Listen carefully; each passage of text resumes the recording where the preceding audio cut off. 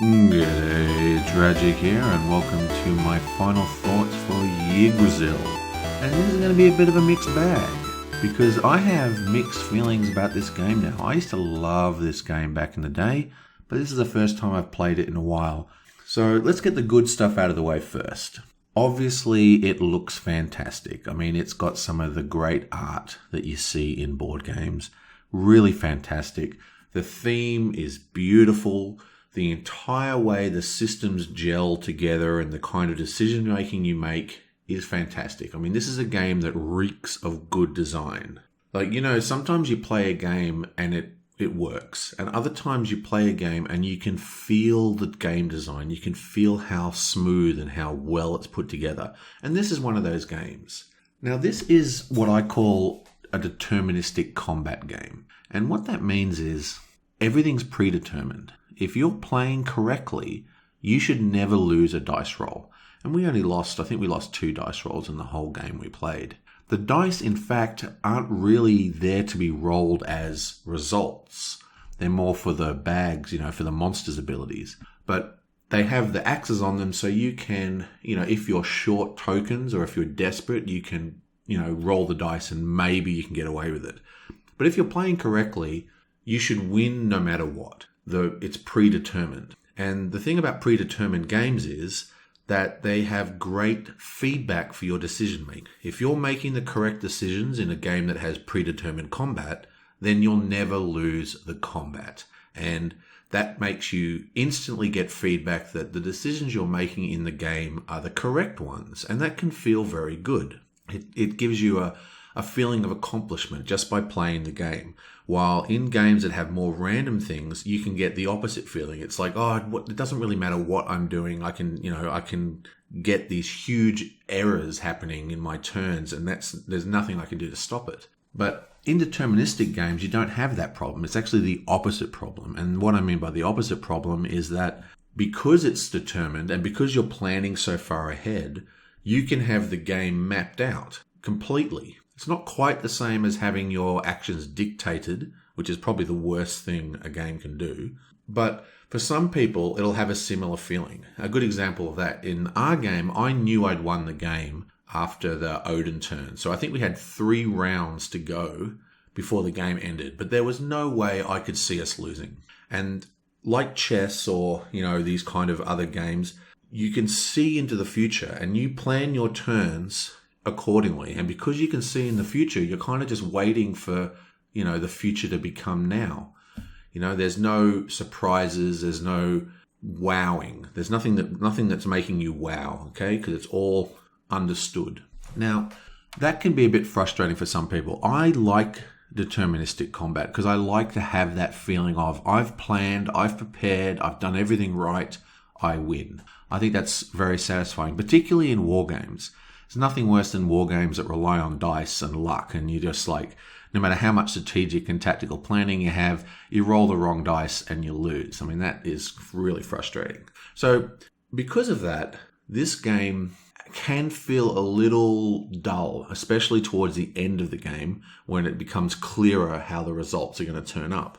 But even so, I really like that aspect of it. So great game design. I love the deterministic combat because I love the feedback you get, and it looks great. Now let's talk about some of the negatives, because there are a few now. Basically, I'm playing the 2nd edition of the game, which has the Asgard expansion included.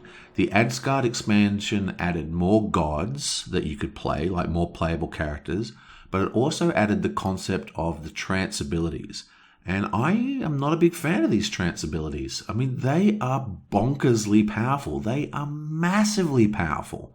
I mean, and it's like the kind of expansion that adds the worst changes to a game.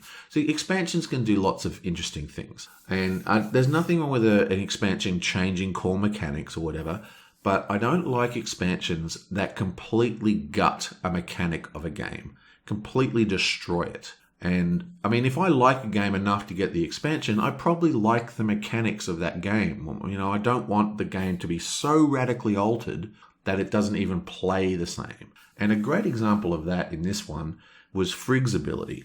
Her ability to allow you to just point to any bag and just take out 5 fire giants, no randomness, just take out 5, completely changes how this game functions and actually makes the deterministic value of the game even stronger. And what I mean by that is, normally when you play, if you want to remove fire giants, you draw 5 tokens. If some are fire giants, they go on the table. If some are Vikings, they go back in the bag. But with this guy, with this god in play, I think it's a girl actually, when Frigg is in her trance ability, when gods do those moves, they just take 5 fire giants out.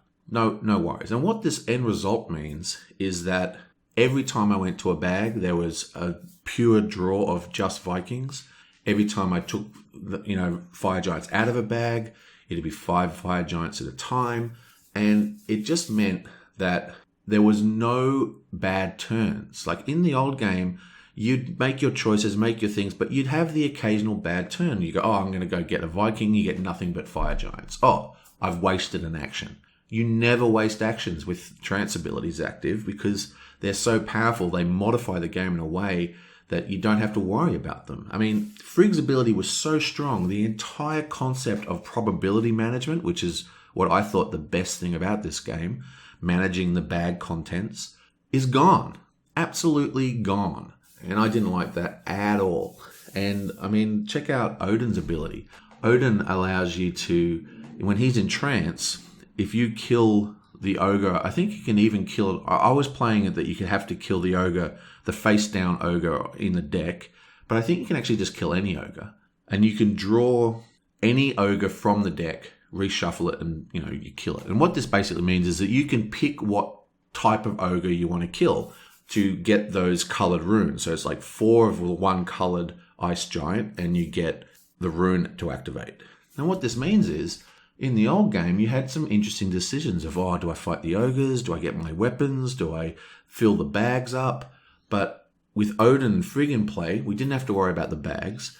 We didn't care about the ogres because no matter what we did, we could just kill any ogre and get our spells. Ridiculous. I mean, we had our turn. We had 6 characters. We flipped over Odin into trance, and then in one turn, I activated 3 runes at once.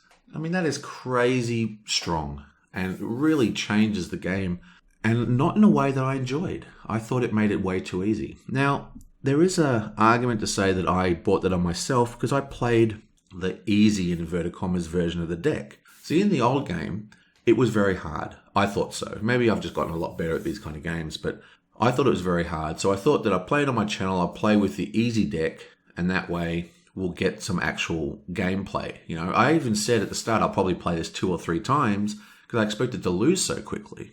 But it was so easy that we never really had a chance of losing. And I think now it's no longer those cards are to make the deck harder. Those cards are to be removed to make it easier. The default deck, the deck you should always play with, should have the Ragnarok cards and the Angry God cards. The Ragnarok cards move multiple gods in one go, so you might move like 4 gods in one turn. The Ragnarok cards will allow you to move some gods twice instead of one. So, instead of moving 1 spot, you move 2 spots. And this will add a bit of a surprise. Oh, I've got my deterministic plans all set up, everything's working for, oh my God, everyone just moved. That is what my game I just played was missing. And a big part of that was by not having those cards in the deck. So if you're playing with trance, have the harder cards in play. It's not even a question. It should be default from now on. And maybe if I had those in, it would change the dynamics of the game to make it more interesting for me. But I really felt that the trance powers were just way too powerful, especially some of them that really changed the fundamental aspect of some of these core concepts of how the games run.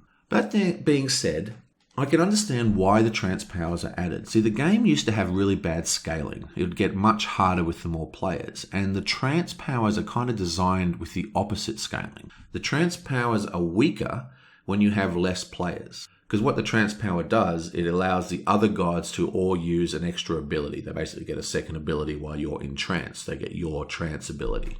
So if you're playing with 2 players, that means there's one other god gets the power, and then you get the power, but you can't fight a god on the track.